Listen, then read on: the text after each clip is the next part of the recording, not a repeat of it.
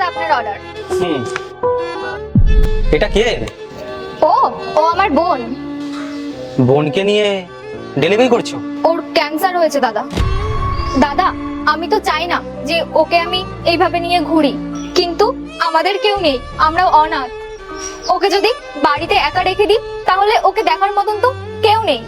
আর দাদা আমি যদি বাড়িতে বসে ওকে দেখাশোনা করি তাহলে তো আমাদের ইনকামই হবে না, আর ইনকাম না হলে ঘর চালাবোই কিভাবে, আর ওকে ডাক্তারও দেখাবো কিভাবে? এই দুটো ছবির ভেতর থেকে যে কোনো একটি ছবিকে ভালোবেসে থাকলে ভিডিওটিতে লাইক করে চ্যানেলটিকে সাবস্ক্রাইব করে দাও, আর যদি না করো তাহলে আমি বুঝবো তোমরা ছবি দুটোকে ভালোবাসো না। দিদি স্যালুট তোমাকে, তুমি ঘরও চালাচ্ছো, বোনকেও দেখছো। তাই নাও টাকা। দাদা এটা কি করছেন? আরে রাখো না, 1 মাস ঘরে থেকে তোমার বোনকে দেখাশোনা করো, যখন আবার সব ঠিক হয়ে যাবে তখন আমার বাইরে কাজ করো, আমার ধরো। এখনকার দুনিয়ায় এইভাবে কে কার হেল্প করে?